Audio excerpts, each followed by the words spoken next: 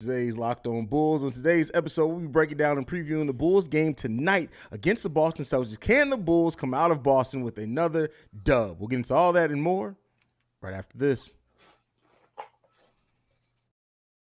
You are Locked On Bulls, your daily podcast on the Chicago Bulls, part of the Locked On Podcast Network, your team every day.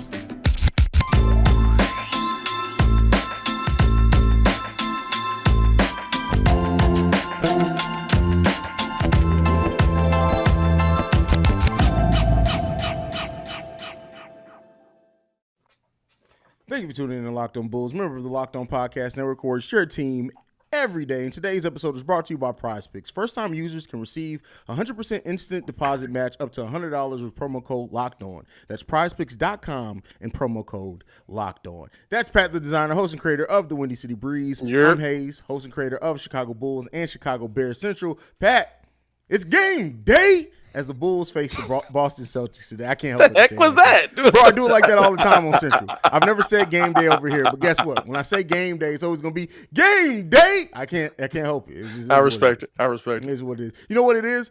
Is that when I was in high school, and we were football school, we played, when we had football games that day, literally the announcer would end every morning update with that. So that's probably where I got it from. You also went to a school where y'all did announcements. We just was like, hey, you going to the game tonight? Yeah, I'll be there. I bet. Nobody got shot tonight. But nonetheless, brother, Chicago, Boston tonight, man. How you feeling about this game? How you feeling coming into this game? You know what? I feel good. First off, Zach LaVine just hit a full court, one-arm shot. Like he threw it like it was Justin Fields. So I feel like this is a Bulls dub coming our way. No, but I feel good coming into this game, right? Like, because there's a lot of things that the Boston Celtics do really well. After watching the Cleveland game, right? Like, they are a really, really good basketball team. But I also don't come into this game feeling like, yeah, the Bulls can't combat that. I think that the Bulls defensively have done some really good things this season, have really improved their defensive ability. I think Billy Donovan finally has the lineup that he really likes to put out there on the defensive side that can cause some havoc. And you know what? It's coming off of a day where Patrick Williams kind of realized, hey, I'm a big body, and hopefully that's able to continue, right? Like, hopefully, like the one thing that where we were able to destroy the Boston Celtics on was size. They just don't have a lot of size. They don't have a lot of guys that are going to move you out of the way. They don't have a lot of guys that are, I mean, it's basically just Al Horford and the rest of them, right? So we could send them Tony Bradley for like a second-round pick or nothing. Or nothing. You know, just send them to him.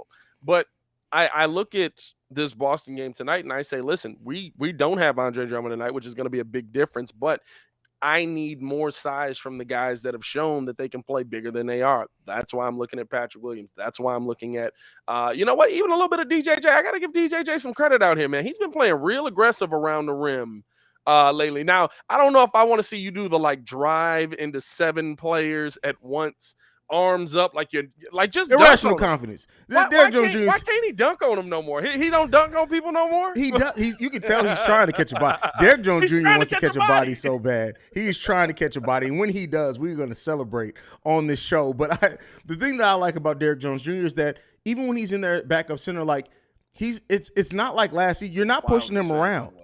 I said that's wild to say. Even when he's in there as our backup center. Huh? He's not getting pushed around. Like, and again, we haven't faced the biggest front lines, and we're not tonight. So he should be okay with him playing backup center again tonight. But like everything from Derrick Jones Jr. that I like, and this was the player that I did think was going to be out of the rotation. While you thought it was going to be Javonte, I thought it was going to be Derrick Jones Jr. who just couldn't crack this rotation.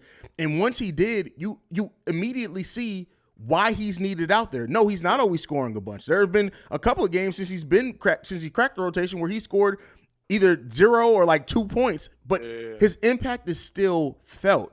And that's what you want from bench players, right? It's not always going to be your bench players going to get you 10, 12, 8 points, but sometimes it's going to be just when they come in, when you're watching the game. The people who only watch box scores instead of the game may never understand just how much DJJ is really impacting games at times. He doesn't do it throughout the whole game all the time, but there are absolutely 3-4 minute stretches where it's DJJ time. And I, for one, like, shout out to him for being able to just come in, keep his head up, and just be able, when his number's called, always find a way to make an impact.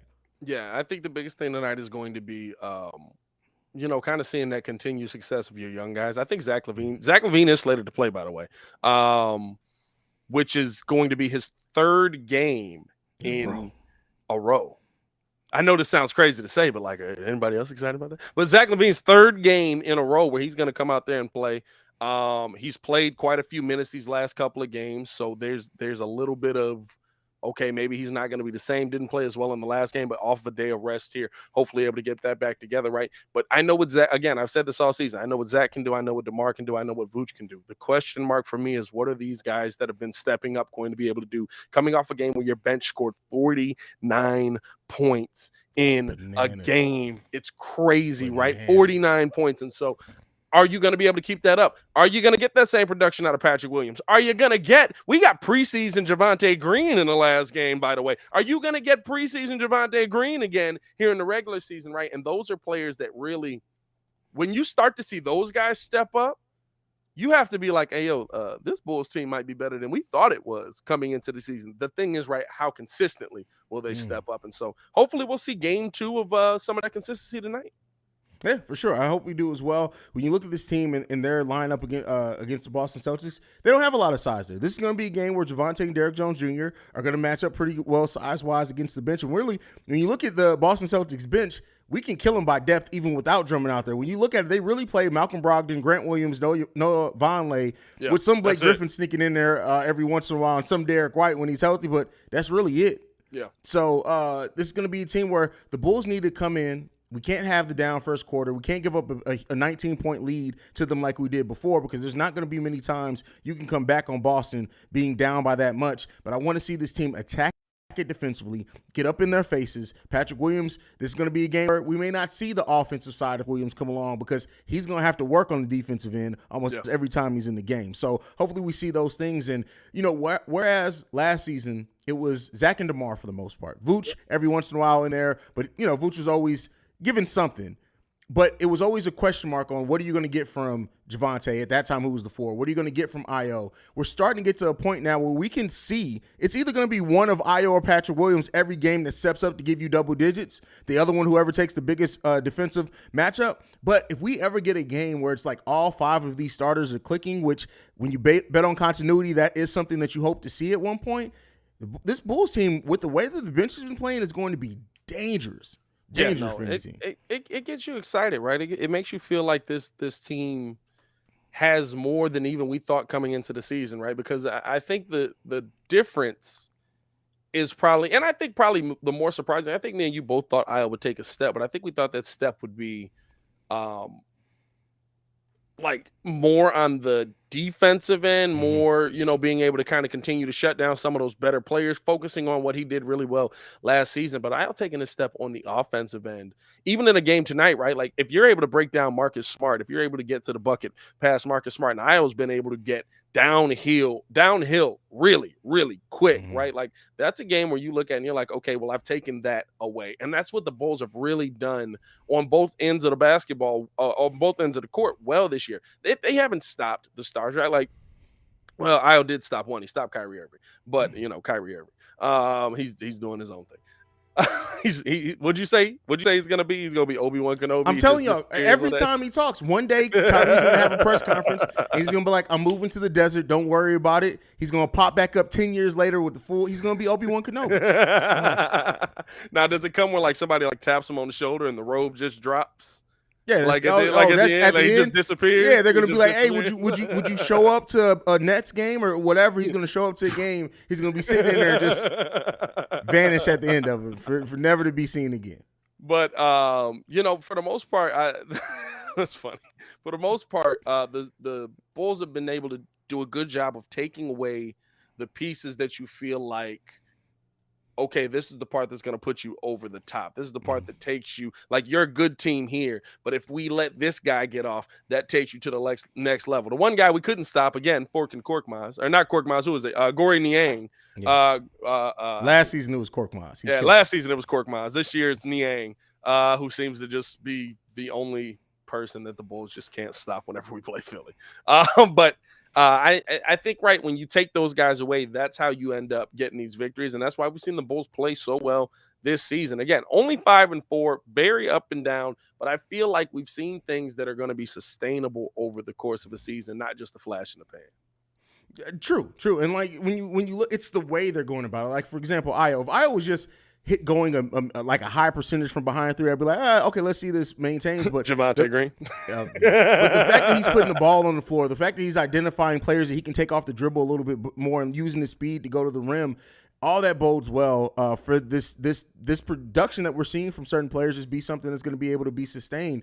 So next up, we're going to talk about some of the players that are going to be missing this game or possibly missing this game. But first, I got to talk to you guys about Prize Picks. So you can bet on how many points either Ayo and Patrick Williams are going to combine on. And how does it work? You pick 2 to 5 players. If they go, if they will go score more or less than the Prize Pick projections, you can win up to 10 times your money on any entry. No competing against other people. It's just you versus the projections available. Prize Picks offers projections on any sport that you can watch. This includes NBA, NFL, MLB, NHL, PGA, college football, every single sport that you can imagine. Entries can be made in 60 seconds or less. It's just that easy. Safe and fast withdrawals, currently operational in over 30 states and Canada. Download the PrizePicks app or go to prizepicks.com to sign up and play daily fantasy sports.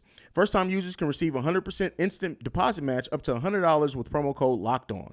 If you deposit $100, PrizePicks will give you $100. If you deposit $50, PrizePicks will give you $50. Don't forget to enter the promo code LOCKEDON at sign up for instant deposit match of up to $100.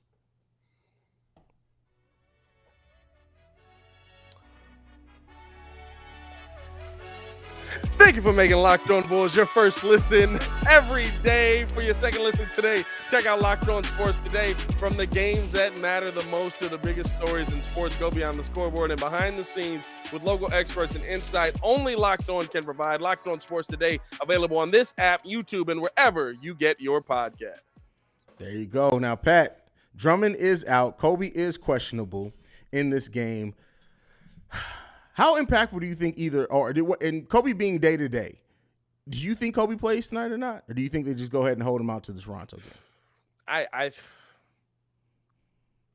I think if he can go, like if he's actually physically has the ability to, like it's not going to be we're going to sit this guy out, right? Because we really haven't seen anybody take Kobe's minutes. I think that's the part where like if we saw somebody really step up and just be like, oh man, he's going to take Kobe's minutes. He's going to get Kobe's time in the long run, right? Like we thought maybe this was the time for Dalen Terry to come in and show something. Dalen Terry looks nervous whenever he gets on a basketball court. Like he looked like, hey bro, now he don't look like he lacks confidence. He's driving to the bucket no matter what. But he definitely looks nervous when he gets out on the court, just trying to get his nerves together and stuff like that. So I think if Kobe can go, if you see Kobe White in a position to where the injury is past, and at this point it's just like we want to make sure 100% that you're good, I think that he'll play tonight.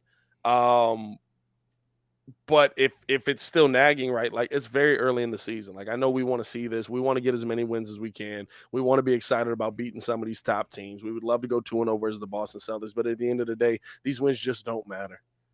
Like I know it sounds crazy, but it's literally like the wins. If you're 500 up till the All-Star break and then you win 3/4 of your game going the rest of the way, you will be a really top-seeded basketball team in the Eastern Conference. Like, these wins just don't matter, and I can see the Bulls sitting him out if he's not ready to go. Yeah, I think with the Kobe thing is that that's the position that you can stand an injury, right? Like that's the one that you can literally allow him to. Let's make sure you are completely 100% before we even put you back out there, because not only you said you don't think anyone's taking his minutes. I kind of disagree. I think when you look at increasing minutes on Dragic and Derrick Jones Jr., those minutes are coming from Kobe's minutes. Yeah, but I think the thing is with Goran Dragic, right? Like you want to have that. You want him to be able to be the Dragon in 13 to 15 minutes, because when you have to play him 20 to 25 minutes, he then starts to look old in that next game, right? Like that's where you get the game where it's like he went 3 for 10 or whatever it is, right? Like, so I think the Dragon is literally a hired assassin. You want him out there for, hey, I need you for this moment right here, knock down some shots, be open, cash it out. Boom, he's able to do that. You don't want to see him out there the entire season playing high minutes, because that's when you're kind of gonna drain his energy. That's fair. They're playing him 17 minutes a game so far. I think that's a safe area for him. Good number. Good number for him to stay in. But yeah, I think that, and then when it comes to Drummond, this is one of the games that we don't need Drummond, and we kind of talked about this in the last episode as well. But coming up, we're going to need every bit of Drummond's size. So I don't know. I think, can we say we don't need Drummond? And here's why I'll ask this. Okay. Vooch has not looked like the same player since Drummond has been out. Mm-hmm. The rest that Vooch gets from Drummond being able to come into the game is invaluable. Yeah, absolutely. And I don't know if this is a game where we, like, I get it, right? Like, they're not a big team and we can do things outside of what we've already done to negate that. Mm-hmm. But I think Drummond is probably the piece, and I talked about this on Philly, and look at Philly now. Drummond is the piece that you look at and you go, I know Vooch can sit for 10 minutes and nothing bad is going to happen for the most part, right? Like, it's not like Drummond's going to get in the game and a 15-0 run's going to go all layups at the bucket, right? Like, that's the part where I feel like Andre Drummond is very important, and especially in a game like tonight where you've got a lot of guys that are going to be attacking the bucket a lot. And Vooch is going to have to be down there taking on that work. True, but in this game, like, yeah, we need Drummond overall. But the reason why I say in this one is because if you play solid defense, and I trust Vooch to be able to guard Horford. He did a pretty good job on the last game. But outside of that, even with their they're not doing a lot of trying to get to the bucket. That's not how Boston plays. They're not doing. They want to shoot. Marcus Smart and Brogdon are trying to do that, but everybody else is. Jason Tatum is literally like, when you watch Jason Tatum's game, I'm like, oh, that's what Zach LaVine would look like if he was 6'11". Like, it's just like, bro, it's that just is a great comp. Hey, bro, it's like, I got this ball in my hand. I'm gonna shoot it. That's why the chemistry thing started popping up and questions about him and Brown playing together, because Jason Tatum, like, and then too, I tell you what, if you wink at Jason Tatum too fast, he's about to shoot it. Oh, like he's putting it up, bro. Like, oh my God, Jason. Now, I love him. I will say this, right? My one concern coming into tonight, and it's been a concern that I've had all season. I think I talked about it a little bit, but I haven't gone into depth with it, bro. I don't know what we got to tell these mugs, but my God, the Chicago Bulls are jumping when the popcorn vendor says, fresh hot popcorn. I got your fresh popcorn. They all I wonder if they had Tyrus Thomas come talk to the team to see. Because now you talk about somebody who jumps to get a block anytime you can breathe. He's jumping to try to block the bro. What are we jumping for on 50-foot jump shots, bro? But we are jumping at everything. Bro, I seen Derrick Jones Jr. in the last game. He jumped at a shot. Luckily, he was able to get down 1 foot, barely touched the ground, and he was back up contesting the shot. Luckily. It's like, thank God you got quick reflexes, because y'all got to stop jumping for every block. Like, come on. I mean, these mugs are like, it's just like, oh, there he is. There you go. There they jumping. They jumping. You lift the eyebrows, bro, and you're gone. Good Lord. If The Rock was on the court, bro, they would be leaping outside the court, bro. You know what I mean? That's how it looks. That's my one concern with the Bulls defense, bro. Now, they do a good job for the most part rotating and getting back into the play. But that's not a good recipe for success if y'all want to keep it, especially versus teams that shoot the ball well. You'll be like, let me sidestep that and pull. Fair enough. All right, what's without the injury concerns and everything, the rotation today, who do you think is going to be able to step up and have a big game tonight? I think you've got to see. We really haven't seen DeMar have that big game in a couple of games now, right? Like he didn't play well. He didn't play well at all. Nobody played well of the starters outside of Patrick Williams in the last game. But even the game before that, I think DeMar might have had 20, but it was on like all free throw attempts. Last game against Brooklyn, that was one before the Charlotte game. He had 20 points, but he did so on. No, he only took 3 3-pointers. He was 8 of 21. I mean, free throws. He only took 3 free throws in that game. He only took 3 free throws. He was 8 for 21 from the field. I was like, he was 8 for 21 from the free throw line? I don't remember that. Good Lord, I'd have been killing him for that. No, I want to see DeMar kind of get back into his form. I think this is a game where he kind of gets up for him. He played really well against Boston the last time out. And I mean, listen, Zach LaVine, that's the player we're focused on all season. Those are the guys that you need to see playing well, right? I mean, of course, we can focus in on some of those other guys, but you still, right? Patrick Williams, if he gets 16 points, it don't matter if Zach and DeMar get 15 each. Like, and not in this game. Like in the last game, you can get away with that versus Charlotte. Not in this game. I feel you. I agree with that. All right, let's go ahead and get into the last segment for the day, brother. It's been a long week with an even longer week ahead for the Chicago Bulls, bro. Bulls sit right now at 5-9 so far on the season. Have your preseason predictions for the Bulls changed for the better or for the worse so far on the season? Bulls sit at 5-9. I said 5-4 with 9 games in the season. I think you said that backwards, or maybe I heard that backwards. I mean, hey, listen, bro, players mess up too. It's been a week, bro. I wouldn't even be surprised if I said that backwards. Did he say 5-9 or 5-4? Y'all let me know in the chat. I swear he said 5-9. Has my outlook? You know what? My outlook has changed for the better with the Bulls, because the one part that I didn't know was, what is this Bulls team's bench rotation going to be? What is this Bulls team defensive rotation going to be? How is Billy Donovan going to coach this team? And I think me and you have both talked about it, right? And me and you were both very critical of Billy Donovan coming in here. We were critical of Billy Donovan, some of his rotations. Okay, he did say 5-9. I knew I wasn't tweaking. Critical of Billy Donovan's rotations at the time and how he kind of just lets players figure it out. But I think we're finally seeing, right, the team that Billy Donovan was promised to coach, and seeing how that works out for the better. He's swapping in Alex Caruso, putting him in key moments, adding in Patrick Williams, adding in, okay, we got to make these moves here to change this around. Okay, we're going to put this in. Now we're going to be more offensive. You guys focus on scoring the ball more. Don't worry as much on the defensive end, right? But still get back. I really love how Billy Donovan's coached this season, at least early on. And that has given me such a more positive outlook for this team. Not to say that Billy Donovan was ever a bad coach, but we're seeing him coach games and legitimately out-coach the other team's coach. And I think that there were times last season we were like, hey, bro, you getting cooked out here coaching this team. Pick and roll. That goes to the players a little bit too. That goes to the players a lot of bit too, bro. It's funny, right? Because now when the Bulls are winning, you hear Casey Johnson in the post-game show, and he's like, well, we assume you've been telling the players this the whole time, but why are they now doing it? And it's yeah, he's been telling them the whole time. I think Muzz really think Billy Donovan is one of them coaches that just is confused on the side. He don't know that he's supposed to be drawing up a play. He's not Steve Nash. He's not Steve Nash, bro. I need y'all to look at Steve Nash and look at Billy Donovan.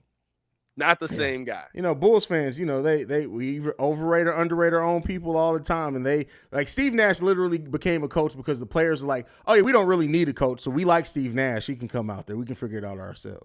Steve was wild, bro. I'll tell you this, bro. The TNT breaks where it's just somebody actually coaching. Yeah. Steve wouldn't be saying nothing, bro.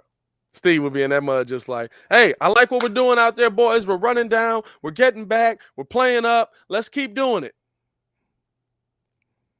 Basketball? You want us to keep playing basketball? Is that what you just told us to do in the huddle? Did you just tell us to keep playing basketball? Oh, man, that is hilarious. Steve Nash was a terrible head coach. Hey, man, I'll say this, and it's the only thing that I'll throw you an olive branch. Steve Kerr said I couldn't coach that team, and that I've been blessed to be here in Golden State. And I think Steve Kerr is one of the best head coaches in NBA history. So if Steve is saying that, maybe that's helping out his boy. I don't know what it is, but I give Steve credit. I give you credit on that one, Nash. At least Steve Kerr said I couldn't coach that team. That don't give you no credit. That boy sucked. He got cooked. How did we get on a Steve Nash sucks rant? I have no idea, but it needed to be said. Somebody needed to say it, so we were the ones that said it. But yeah, Billy Donovan's done a solid job so far. There are some times where I look at some of the things where really I think he puts people in a little bit too late when we need to stop the bleeding. But again, like you said, some of that's on the players too, because they need to be playing with defensive intensity. Yeah. So yeah, it is what it is there. But I'll say this though. When you have players that are stepping up, he's much better at riding the hot hand than he's ever been before. Yeah. I think any point last season. I would agree with that. I think that he's done a good job of, right? Even when P. Will kind of started going, they kept getting the ball to him. Mm-hmm. And maybe that was the game plan all along, right? Keep feeding him the ball, get him going. You want to see what he can be able to do offensively, allow him to be aggressive, all of that stuff. But they kept getting the ball to him. They didn't go away from P. Will. Even when P. Will got off the court and came back on, right? He was doing some things defensively, but then they got the ball back in his hands. They were swinging the ball. And it's like you said, right? Billy Donovan can only do so much. Here's the thing. At the end of the day, LeBron James has been to the NBA Finals with coaches that we don't remember their names. Who was the one dude? Foreign dude? Who was the one dude from overseas? That's what I was just about to say with the big nose. I can't remember his name at all. Blatt? Was it Blatt? No, that's not David Blatt. Platt? David Blatt? Was that his name? David, that sounds familiar. Exactly. Look at that, David Blatt. Hey, you know what I mean? Like, that's the thing, right? Like, so coaching, yes, it does matter, but good play from the players absolutely matter. Good play from the team itself matters more. I can put you in, like I was talking about the Bears today. The coaches can put you in every position they want to put you in, and you can be in the perfect spot to make a tackle, and everything can line up exactly right. But if somebody runs through you and you don't tackle the player, whose fault is that? Is that the coach's fault or is that the player's fault? You know what I mean? So that's kind of what we're seeing with the Bulls. Billy Donovan can speak till he's blue in the face about rotations, playing up, locking down and all of that. But the thing that I'm liking this year is the message. And I just think, right, we don't have 37 people injured. The message and the players together is coming together as a whole package. And so I like what I'm seeing from Billy Donovan and from this Bulls team, as a matter of fact. Bulls have games today and Sunday. Right now, the record sits at 5-4. What's the record coming out of the weekend, Pat? You know what? I'm gonna pick. Boston's gonna come out trying to destroy us. Oh, for sure. They are going to try to destroy us. But I'm gonna say the Bulls are 6-5 at the end of this weekend. I wanted to say 7-4 so bad, and in my heart, I think they can be 7-4. But I'm gonna say 6-5 because I think the first Raptors game is in Toronto, right? I'm not. I believe it's in Toronto, and then we come back here to Chicago for the second one because we got them on a home and home. The first game's in Toronto. The second game Monday is in Chicago. So I'm going to say that the Bulls get a dub tonight. Travel affects the Bulls, and probably Zach LaVine is going to sit that game. You're probably going to see Zach's got to sit eventually again, right? You're probably going to see him sit the game in Toronto, so the Bulls will probably lose that one. But the Bulls are really good against the Toronto Raptors, like really good. Like we do not lose against the Raptors. Locked On Raptors hates the Chicago Bulls. the thing with me that, like, looking at, they're 5-3. They're a good team. They're a good team. If I wish I knew if Drummond was playing, because if Drummond plays, to me it changes my whole projection on this. Yeah, they don't got a lot of size. Their whole team is 6'7". Their whole team is 6'7". What you thinking? It's tough, right? Forget it. I'm going 7-4. The Bulls come out of the weekend 7-4. The Bulls come out of the weekend 7-4. Do the Bears also get a dub? That's for Locked On Bears. The Bears get a dub. Okay, versus Miami. The Bears get a dub. They have their first game of 300 yards passing overall. This man is drinking a Chicago handshake tonight, ladies and gentlemen. There you go. But that is it from us for today, Pat. Go ahead and send us home, brother. Hey, man, follow us both on everything at Locked On Bulls. Follow me on everything at Pat the Designer. Also, check out that tweet that Bleacher Report put up where they was talking about who's better, Bradley Beal or Zach LaVine or Zion Williamson and DeMar DeRozan. You might be surprised by the answer on that. I saw that. But with that being said, you can follow me at CEO Haize, CEO Haize. And thank you for making Locked On Bulls your first listen. Now for your second listen, go and check on Locked On Sports Today, the biggest stories of the day, plus instant reactions, big game recaps, and the take of the day. Available on the Odyssey app, YouTube, and wherever you get your podcast. For Pat the Designer, I'm Haize. This is Locked On Bulls. We out, y'all. Peace. You are Locked On Bulls. Your Yeah.